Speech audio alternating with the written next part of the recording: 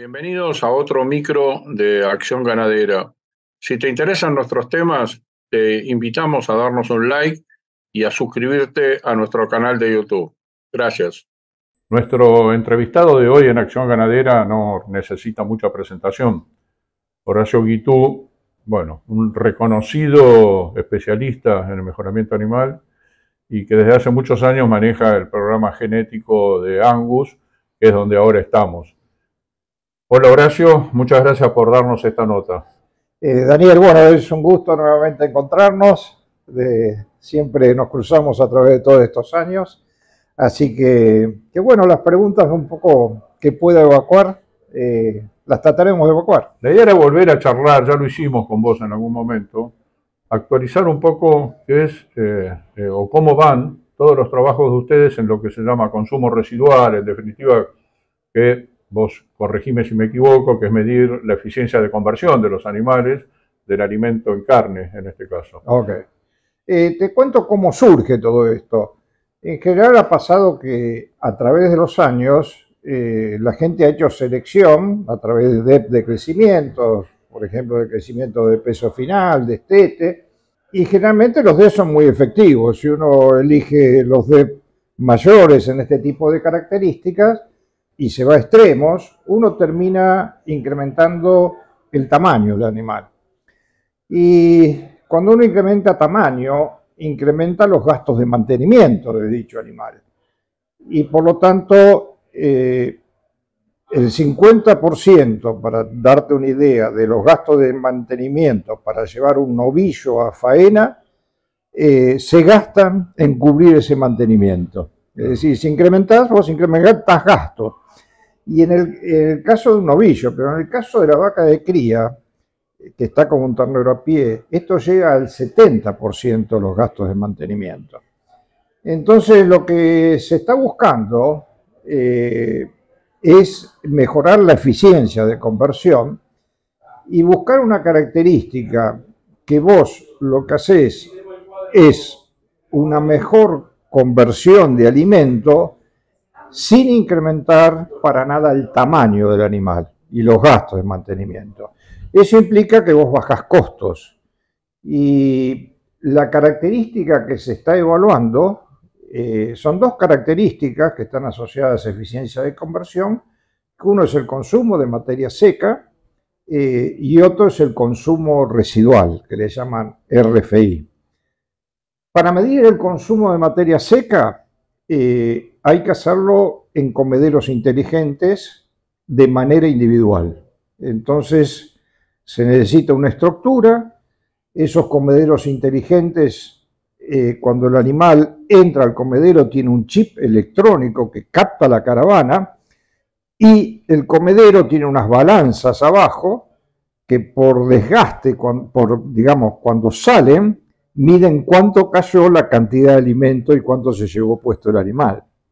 Entonces, cada vez que entra el animal al comedero, tenemos el consumo individual diario de ese animal. Con ese consumo individual es que logramos, a través de fórmulas, calcular o de alguna manera seleccionar animales que comen menos y tienen el mismo nivel de producción. Entonces eso quiere decir que gastan menos en mantenimiento y se logra el mismo nivel de producción de otro animal que gasta más en mantenimiento. Entonces esa es lo que estamos haciendo. Y concretamente hay 3 lugares que lo hemos en distintas zonas del país para tener menos gastos de logística. Hay un lugar en Anguila, en La Pampa, o hay otro lugar en Naredo, provincia de Buenos Aires, cerca de Guaminí, y hay otro que es una empresa, esos son de INTA, y hay otro que es una empresa privada, que es el CENAP de Biofarma en Jesús María, que tiene muy buenas instalaciones. Entonces de ahí hemos sacado los datos. Lo que nosotros hemos hecho hasta ahora son 7 pruebas de eficiencia de conversión en esos lugares. 3 o 4 son en el CENAP, que tiene una capacidad para 160 toritos, y las otras han sido en Aredo y en Anguil. Así que ese es el tema, es decir, buscar animales que produzcan lo mismo, pero con menos gastos de mantenimiento y no incrementando el tamaño adulto. Horacio, ¿eso permitiría en un futuro, cuando ya tengamos una base de esto importante en cantidad de animales, incrementar la carga medida en número de cabezas por hectárea al tener vacas que tienen menos mantenimiento, digamos, entre comillas?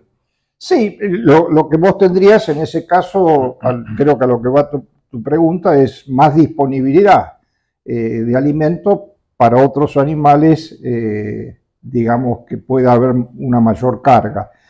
Eso no lo hemos medido, digamos, pero para que te des una idea, en Estados Unidos el impacto económico en 27 millones de animales que ellos faenan, bajando 1 kilo en consumo residual diario, es decir, que coma el animal 1 kilo menos, tiene un impacto de 1.200 millones de dólares al año.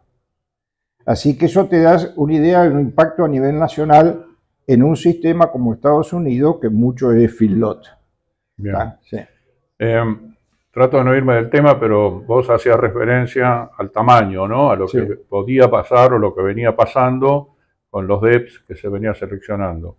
Me imagino, y es una pregunta, que debe ser muy importante en todas las razas, pero muy especialmente en Angus, que se ha caracterizado por tener una vaca de 400 y pico de kilos, y que si bien pasó la época de los 80 de los pompones y los jirafales, cuando pasamos de una punta a la otra, entiendo que mantener ese tipo de vaca debe ser la que le permite seguir expandiéndose en el país, ¿no? Concreto. Sí, entiendo lo que voy. Te recuerdo de los años 89, donde tuvimos los extremos de New Type, donde había animales con frame 8, frame 9, y nadie quería comprar en ese momento animales de Pedrigue, porque evidentemente eran animales, en primer lugar, que causaban problemas de parto.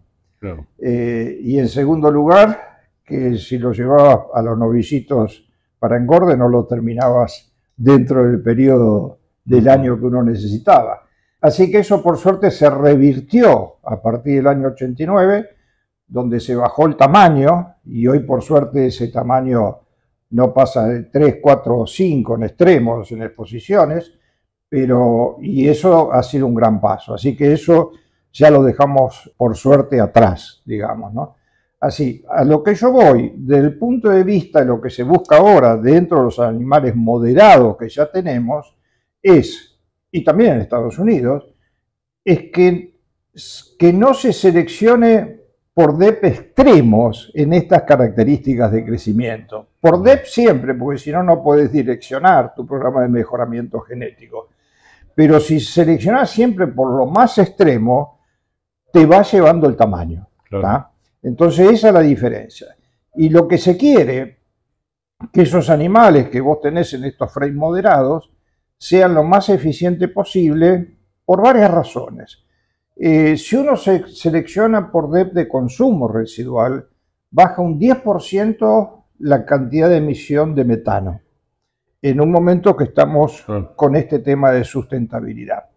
10% más de calor, digamos, que surge de la fermentación, y por otro lado, lo que vos bajás es los costos de producción. Vos tenés animales que con menos consumo tienen el mismo nivel de producción y no elevás el tamaño de las vaquillonas de reposición o toritos de reposición. Entonces, básicamente esto ataca a los gastos de mantenimiento, a tener animales que bajan los gastos de mantenimiento, pero tienen los mismos niveles de producción. A eso apunta. Horacio, algunos con respecto a las pruebas que están haciendo ustedes ahora, ¿no? En definitiva, tratando o evaluando eficiencia de conversión como gran parámetro.